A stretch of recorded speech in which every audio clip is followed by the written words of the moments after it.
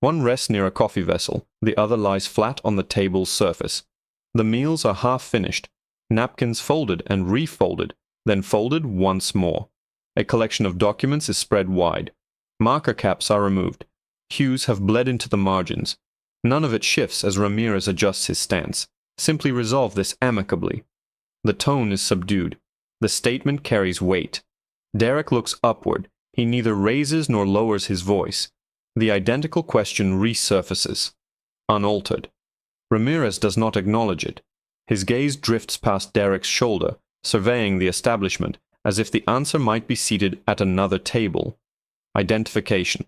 A server pauses near the service area. Emily Turner feigns straightening a stack of menus that are already perfectly aligned. A pair in the adjacent booth moderates their mastication somewhere behind them. Utensils lightly tap a plate, then fall silent.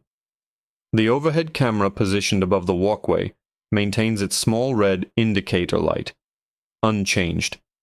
Derek glances upward momentarily, then returns his focus downward.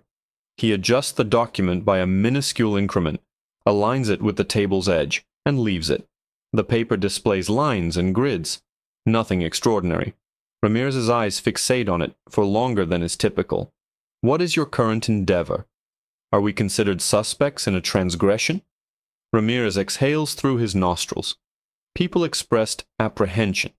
Apprehension is not a legal basis. The piercing look returns. His eyes traverse the table once, then halt. Ramirez subtly shifts his position, his shoulder more effectively obstructing the walkway. It is a minor adjustment. It alters the spatial dynamics. If you have nothing to conceal, he states, you provide identification. Aaron Blake turns his head. He then deliberately pauses, allowing the silence to register. When his words emerge, they echo those already presented on the table. What statute mandates identification in this location? Whether this interaction is voluntary or an official detention, no reply is offered. The demand is repeated. The same words, the same sequence. A patron at the counter retrieves his phone, checks it, and then refrains from putting it down. He props it upright against the sugar dispenser. The lens is angled just enough to capture the booth. Ramirez notes this. His gaze flickers toward it, then away. The pressure persists. Amusing, he remarks, indicating the papers with a nod. It's invariably work when individuals refuse to identify themselves. Derek remains impassive to the remark. He offers no correction either. The query returns yet again. Identical. The tension extends. Ramirez advances slightly. Not enough to make contact, but enough to be perceived. You may respond to my inquiries, he declares, or we can approach this differently. The words conclude there. No further elaboration. Aaron folds a sheet of paper in half, then unfolds it, smoothing the crease with 2 fingers. An unnecessary gesture.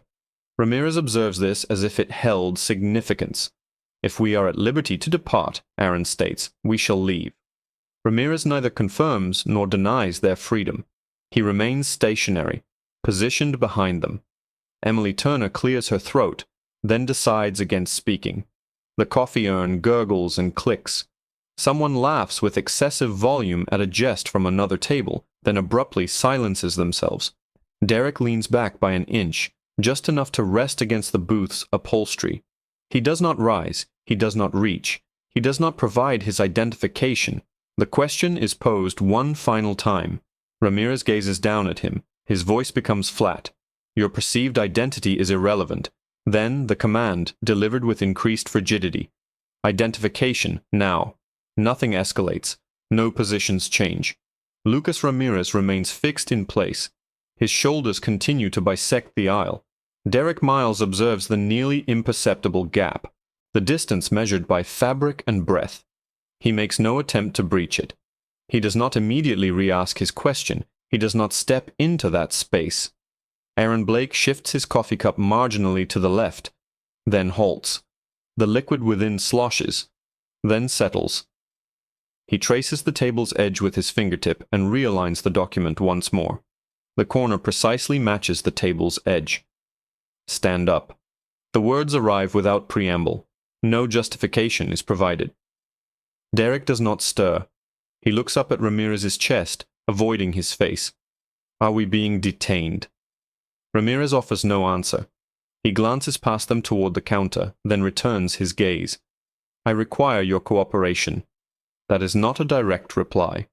Ramirez exhales sharply. His hand rests near his belt, not touching, merely positioned close enough to be noticed. The movement is subtle. It is the kind of action not typically documented in a report, yet captured on camera. A man in a nearby booth lowers his fork and leaves it untouched. The mobile device near the sugar caddy remains upright. The overhead camera continues to display its red indicator. Ramirez leans forward by a fraction. You are complicating matters unnecessarily. Derek nods once as if acknowledging the statement. He requests the reason once more. The identical phrasing, the same sequence, no added emphasis, no omission. What was the report? Suspicious activity. Elaborate. Ramirez looks down at the papers again. Discussions pertaining to financial institutions.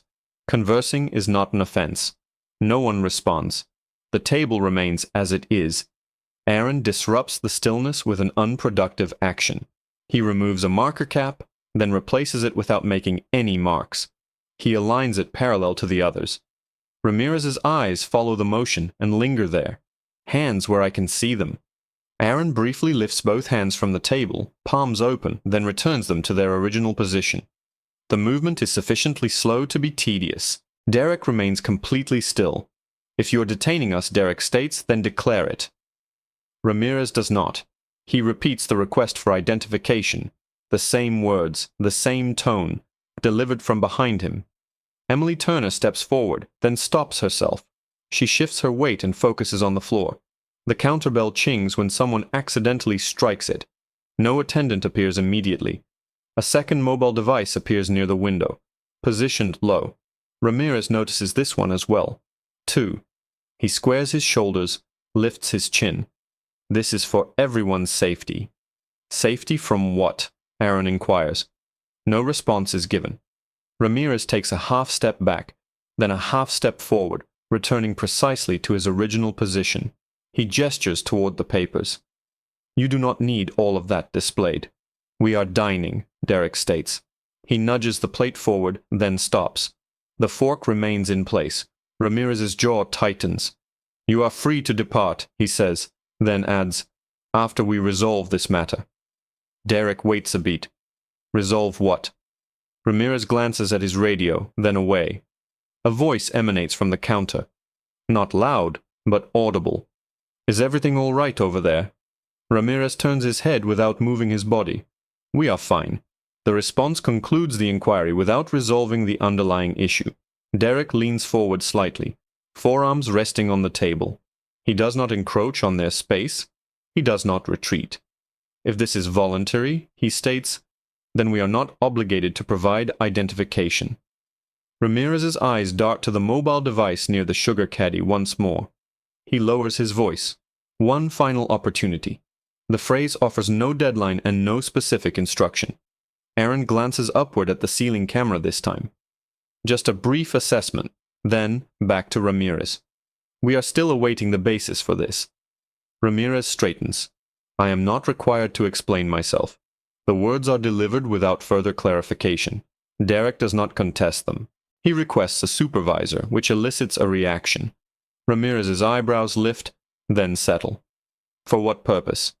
For the same reason, Derek replies. Ramirez steps away from the booth just enough to unblock the aisle, then pauses. He touches his radio, presses the side button, then releases it without speaking. He surveys the surroundings as if considering whether the room needs further discourse. A couple at a distant table rises and abandons their plates. The door opens and closes. Plates clink.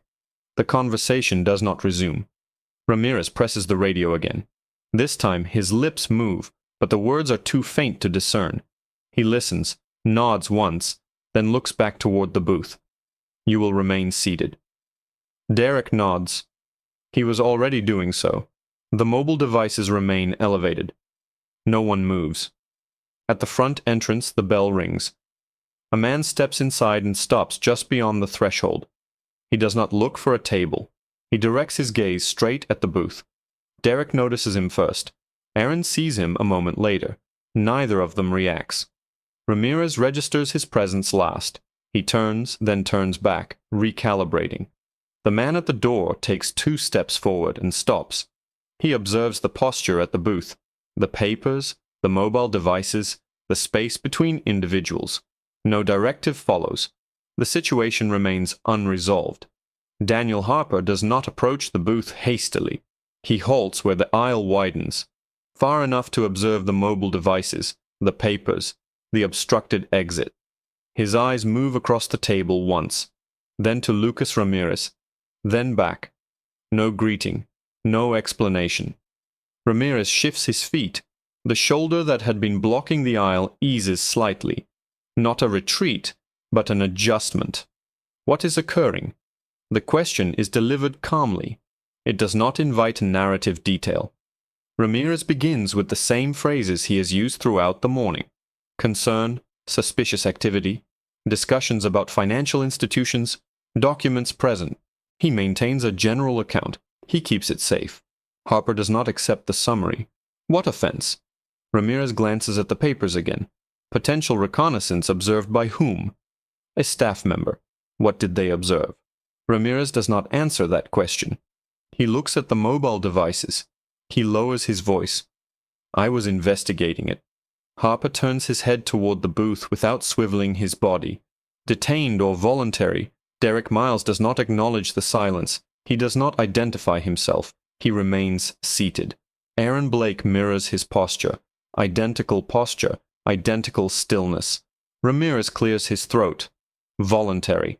Harper nods once, then adds, in that case, you do not obstruct exits. He moves half a pace to the side, widening the aisle with his body. And you do not demand identification. Ramirez's jaw tightens. I was unaware of their identities. That is not the established protocol, Harper states. What is the protocol? Ramirez offers no reply. Harper waits without anticipation. His eyes are fixed on Ramirez. His hands are still. No movement to conceal behind. Derek speaks then, concisely and plainly. Federal detective. Aaron follows suit with the same declaration. No badges displayed. No wallets produced. The mobile devices capture it regardless. Harper observes them and nods. Are you all right? They are. Ramirez takes a step back that he did not previously need to take. His voice deepens. All right, he says, then adds, I was merely. Harper interrupts the sentence by posing a question. Did you verify the report? Ramirez looks toward the counter. Emily Turner stares at the floor. No, then proceed to do so. Ramirez hesitates. Harper does not move. The hesitation concludes. Ramirez walks to the counter, speaks quietly, and listens. Emily gestures once with her hands, small and uncertain. Ramirez nods. He returns. She heard the word banks. He says he saw papers. Harper rephrases this as a checklist without raising his voice. Words do not constitute an offense. Papers do not constitute an offense. No detention was articulated. Identification was demanded regardless. He looks at Ramirez. That is the issue. Ramirez nods again. This time it registers. The mobile devices remain elevated. No one applauds. No one cheers. The diner's ambient noise gradually resumes in segments. Plates shifting. Chairs scraping. The door's bell chimes once. Harper addresses the booth again. You are free to continue. Derek slides a page back into alignment. Aaron caps the markers and stacks them neatly. They do not look around. They offer no explanation. They return to the work they were engaged in before the aisle was obstructed. Harper turns to Ramirez. We will discuss this later. He taps his chest where a recording device is situated. This will be reviewed. Ramirez nods. He steps away from the booth and does not return. Before exiting the aisle, Ramirez turns back once. I did not realize who you were. His statement does not reach the booth. It stops short of it. Later, official records are processed as they are prone to do. Body camera footage and ceiling video are synchronized. A radio log marks the time of the supervisor's arrival. Another entry notes the encounter was deemed consensual following review.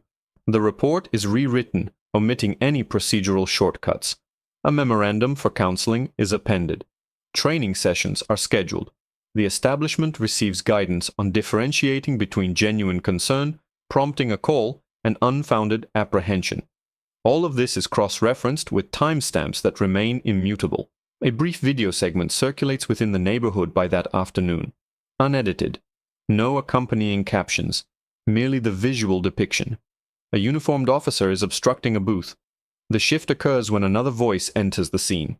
It is sufficient to necessitate a review. Derek and Aaron discontinue their patronage of the diner, not due to animosity, but out of habit. Undercover operations rely on locations where ordinary circumstances are not misconstrued as suspicious.